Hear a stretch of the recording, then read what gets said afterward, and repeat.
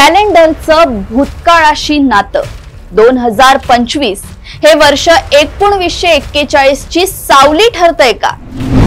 योगायोग की पूर्वसंकेत? कॅलेंडरच नाही तर घटनांमध्येही साम्य.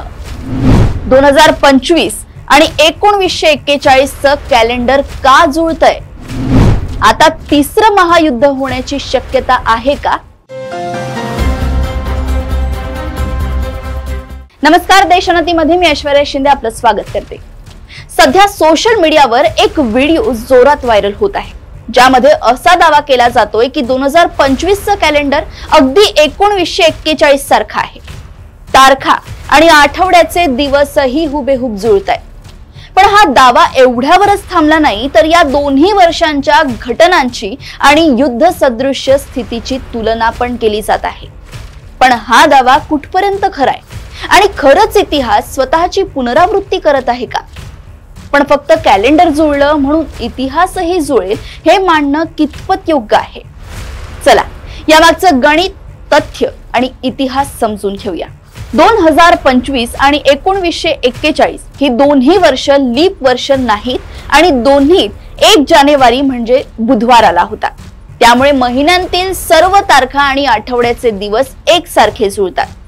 ग्रेगोरियन कॅलेंडर प्रमाणे 28 वर्षांनंतर बहुतेक वेळा कॅलेंडरची पुनरावृत्ती होते, कारण लीप वर्षांचा पॅटर्न आणि आठवड्याचे 7 दिवस हे एक विशिष्ट सायकल मध्ये फिरतात. म्हणूनच 1941 आणि 2025 यांची कॅलेंडर मध्ये जुळवाजुळव झाली आहे. ही केवळ अंकांची आणि तारखांची समानता आहे की त्यामागे आणखी काही आहे? 2025 हे वर्ष सुरुवातीपासूनच संकटांची मालिकाच घेऊन आलंय. आता सुरू असलेल्या घडामोडींवर एक नजर टाकूया आणि 1941 मध्ये अशाच घडलेल्या काही गोष्टींबद्दलही जाणून घेऊया, ज्यामध्ये काही प्रमाणात साम्य आढळतंय. आता सुरू असलेला इराण-इस्रायल संघर्ष. इस्रायलने इराणवर थेट हवाई हल्ला केला. इराणने याला तितक्याच ताकदीने प्रत्युत्तर दिलं. अमेरिका अप्रत्यक्षपणे सामील झाली असून आता ती थेट कारवाईच्या तयारीत आहे. 1941 मध्येही जपानने पर्ल हार्बरवर हल्ला केल्यानंतर अमेरिका थेट युद्धात उतरली होती. दुसरं म्हणजे जानेवारी ते एप्रिल 2025 पर्यंत सुरू असलेलं इस्रायल-हमास हिजबुल्ला संघर्ष. गाझा पट्टी आणि लेबनान सीमेरेषेवर युद्ध सदृश्य परिस्थिती, नागरिकांचा मोठ्या प्रमाणावर मृत्यू. 1941 मध्ये याच काळात युरोपभर याच पद्धतीने सामान्य नागरिक युद्धाच्या कचाट्यात सापडले होते. मे 2025 मध्ये सुरू झालेला भारत-पाकिस्तान सीमा संघर्ष. पहलगाम मध्ये दहशतवादी हल्ल्यानंतर सीमा भागात गोळीबार. 4 दिवसांनी युद्धविराम.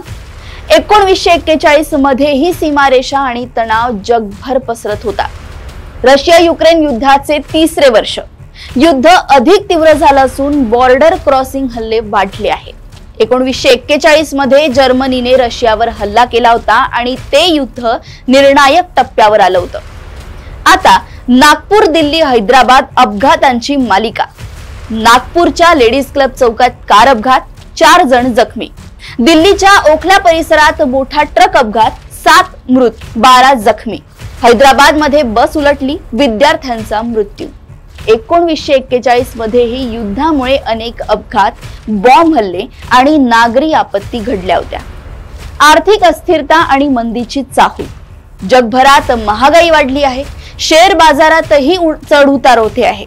1941 मध्येही जग युद्धामुळे आर्थिक संकटात अडकलेलं होतं. 1941 हे वर्ष दुसऱ्या महायुद्धाचं टर्निंग पॉइंट होतं.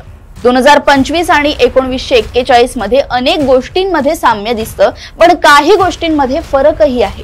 ते कशा प्रकारे, तेही मी तुम्हाला सांगते. 1941 मध्ये हिटलरने सोव्हिएत युनियनवर आक्रमण केलं. जपानने पर्ल हार्बरवर हल्ला केला. अमेरिका थेट युद्धात उतरली. युरोप, आशिया आणि आफ्रिकेत युद्धाच्या ज्वाळा उठल्या आणि या युद्धानं जगाच्या इतिहासाचा चेहराच बदलला.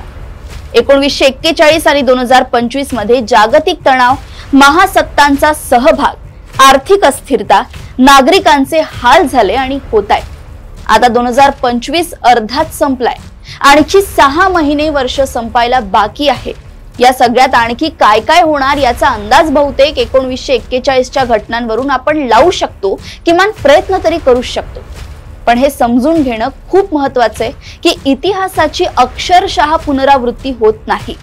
1941 हे एक जागतिक युद्धाचं वर्ष होतं, तर 2025 हे अनेक प्रादेशिक युद्ध सदृश्य संघर्षांचं मिश्रण आहे. सोशल मीडियावर पसरलेले दावे अनेकदा तथ्यांपेक्षा भावना आणि भीतीवर आधारित असतात.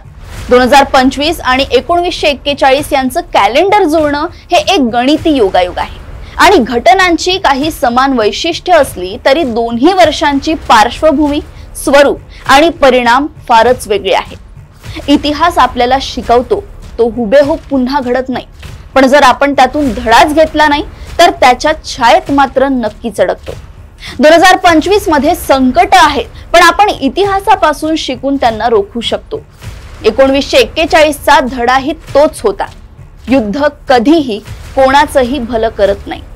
तर कॅलेंडर जुळो अथवा न जुळो, भविष्य घडवण्यासाठी भूतकाळाचा अभ्यास करणं आवश्यक आहे. कारण जे घडलं ते पुन्हा होऊ नये यासाठीच इतिहास असतो.